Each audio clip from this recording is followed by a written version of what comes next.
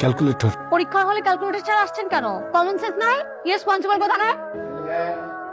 Sorry sir.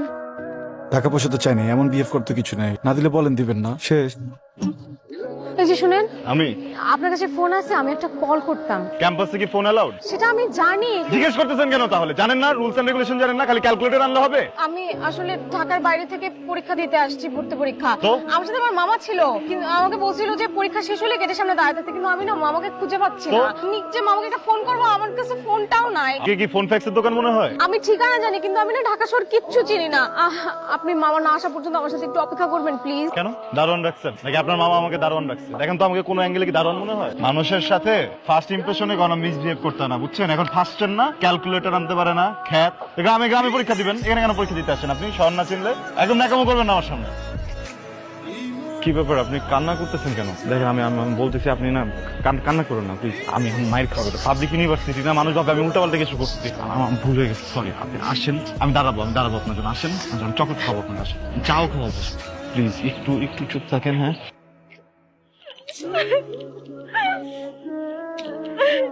এর জন্য আমি ঢাকা আসতে চাই না। ঢাকার মানুষজন একদম ভালো না, কোনো মায়া নাই দয়া নাই, নিষ্ঠুর মানুষজন।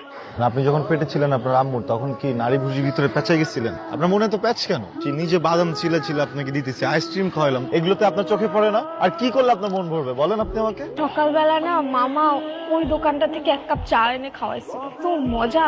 জান না, এক কাপ চা নিয়ে আসে। গ্রাম থেকে আসছেন না, একদম পরিচয় দিয়ে দিচ্ছেন, ন্যূনতম ম্যানার নেই। খ্যাত, আপনার কোনো আইডিয়া আছে আপনি কার সাথে কথা বলতেছেন? ব্রিটিশ আমলে আমার বড় আব্বা উপাধি পাইছিলেন খান বাহাদুর। আমার গোষ্ঠীতে তো কেউ চা আনে না কারোর জন্য। আমার আব্বার কোনো পরিচয় নাই থাকতে পারে, সরকার বংশের ছেলে আমরা, বুঝছেন না? যেন আপনাকে আমি মাফ করে দিলাম। আমার দাদা খান বাহাদুর হামিদ সাহেব যদি বেঁচে থাকতেন, সরি বড় আব্বা, উনি আপনাকে ছুলে চড়াইতেন।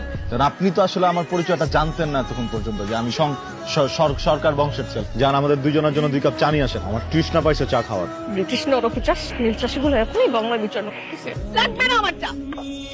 শুধু আপনার জন্য আমি চা এনে খাওয়াবো। ওয়াও, আই রে ভাই, আপনি তো সেই চা বানান। শোনেন, আপনার চা বানানো থেকে আমার মাথায় একটা বুদ্ধি আসছে। আমি যখন অনেক বড় লোক হয়ে যাবো না, আমার একটা বড় বাড়ি বানাবো, বাড়ির নাম দিব খান বাহাদুর এন্ড সন্স। মামা আপনারা দুজন মিলে কি করতেছেন? আপনারা দুজন মিলে 30 জনের তো মান সম্মান আপনারা খুন করে ফেলতেছেন। কি হয়েছে? আপনি ওনাকে কি এমন কথা বলছেন যে উনি এরকম খুশি হয়ে গেছে? আর আমি খান বাহাদুর না, মানে আমি ওকে বলছি কি যে ওইখানে যে আপুটা বসে আসছে না, সে কিন্তু আসলে আপু না, ও কিন্তু তোমার মামু, মানে ও তো আমাকে মামা ডাকে। আর আমি বলছি যে ওর সাথে আমার বিয়ে হবে কিছুদিন পরে। ভালো করছি না বলেন? এটা বলে আপনাকে একটা কথা শেয়ার করি। হ্যাঁ, কিছুদিন ধরে আমি মানসিক যন্ত্রণার মধ্যে দিয়ে যাচ্ছিলাম। আপনি খুব চমৎকার একজন। আপনিও খুব ভালো। আপনার সাথে আড্ডা দিতে প্রচন্ড ভালো লাগে আমার। আমার অনেক বেশি ভালো লাগে। আপনি যদি ওনাকে যা বলছেন এটা সত্যি সত্যি যদি আপনি এরকম কিছু মিন করে থাকেন, তাহলে এটা ভুলে যান, কারণ আমার বয়ফ্রেন্ড আছে। আমরা শীঘ্রই বিয়ে করব, আমার ইউনিভার্সিটিতে অ্যাডমিশন হওয়ার পরে আমরা বিয়ে করব। আরে আমার তো নিজেরও গার্লফ্রেন্ড আছে। আমার গার্লফ্রেন্ড অনেক সুন্দর, আমার কাছাকাছি লম্বা। আচ্ছা, এই যে জারিনা আছে না, জারিনা বয়ফ্রেন্ড কি করে? কি বলিস? ওর তো কোনো বয়ফ্রেন্ড নেই। আপনি আমাকে মিথ্যা কথা বলছেন কেন? মিথ্যু। আমি ক্লাসে ছিলাম, ক্লাসের মাঝখান থেকে দৌড়াই পর্যন্ত আসলাম। আমার পা ভাঙে না দেখে কি আপনি কষ্ট পাইছেন? পাটা ভাঙলে আপনার জন্য ভালো লাগতো? শোনেন, আপনাকে একটা কথা বলি, আপনি আমাকে মিথ্যা বলে এই বুকের ভিতরে যে কষ্টটা দিচ্ছে, সুস্মিতা আমাকে সবকিছু বলে দিচ্ছে। আমার তো আপনার জন্য অনেক মায়া কাজ করে। কালকে না বললেন আপনার গার্লফ্রেন্ড আছে, তাই আজকেই বলতেছেন আমার জন্য মায়া হয়? ওইটা তো আমি মান সম্মান বাঁচানোর জন্য বলছি। শোনেন, মানে আমি কি একটা হ্যান্ডসাম ছেলে না? আমি যখন আপনাকে মনের কথা বলতে গেছি, আর আপনি যখন সাথে সাথে আমাকে বললেন যে আপনার বয়ফ্রেন্ড আছে, আমি কি করব? আমি তখন টেনশনে পড়ে গেছি, আমার মন খারাপ হচ্ছে না? আপনার চোখে যে এটা শোনার পরে পানি টলটল করতেছিল, এটা আমি দেখে ফেলছি, বুঝছেন? এখন স্বীকার করেন যে এটা আপনার লাইফ, কিন্তু আপনাকে কিন্তু পছন্দ করার অধিকার আমার আছে। তেমনি আপনার যদি আমাকে পছন্দ না হয়, আমার প্রেম প্রত্যাখ্যান করার অধিকার আপনার। আমি আপনার এই অধিকার কখনোই আটকাবো না। প্রেম প্রত্যাখ্যান করতে চান? আমি সকল প্রকার অধিকার নিয়ে আপনার প্রেম প্রত্যাখ্যান করলাম। কফি? আমি কথা পাই না। ঠিক আছে, খেয়েন না, আমি যাই সুরজ মামার দোকানে চা খাবো। আপনি দাঁড়াচ্ছেন ফাঁকি দরদান দা, যান ক্লাসে যান। কালকে ক্লাস আছে না? নাই। তাহলে আপনাকে একটা সুযোগ দেই, কালকে সন্ধ্যা 6টায় মামার দোকানে আপনার অপেক্ষা করব। আপনি যদি আমার প্রেমে রাজি থাকেন, তাহলে একটা লাল শাড়ি পরে চলে আসেন। আপনি করেন অপেক্ষা, আমি এসবের মধ্যে নাই। শোনেন, কফিটা দিয়ে যান, ক্লাসমেটের জন্য নিয়ে যাব। আমার এই দশা হইল কেন? ও কি আমাকে জাদু করছে? এইসব পাগলামির কোনো মানেই হয় না। 7:15 বাজে, 7:30 পর্যন্ত দেখ।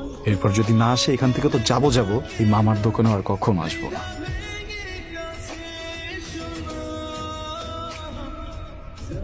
আপনি না বলছিলেন আপনি এসবে রাজি না, আসলেন যে।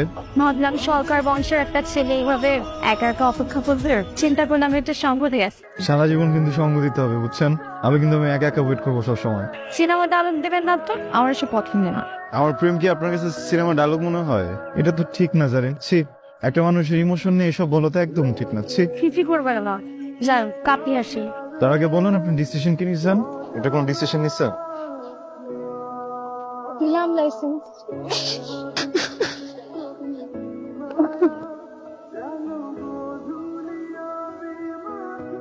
শোনো, যে কদিন আমি ঢাকা থাকবো না সে কদিন কিন্তু রিক্সা অন্য কাউকে নিয়ে ঘুরবা না। এখানে যে খেয়াল রাখবো, ঠিক আছে? ঠিক হয়ে যাবে। আপনি আমার মায়ের মতো। ছোটবেলায় আমার আব্বা মারা গেছে, আমার কাছে বড় হয়েছি। জারিনকে অনেক ভালোবাসি। এই মুহূর্তে জারিনকে বিয়ে করতে পারবে না? মানে তোমার বাড়ি থেকে কাউকে দিয়ে প্রস্তাব পাঠাতে পারবে? আন্টি, একটা ফ্যামিলি থেকে একটা মেয়েকে বিয়ে করে নিতে একটা যোগ্যতার ব্যাপার আছে।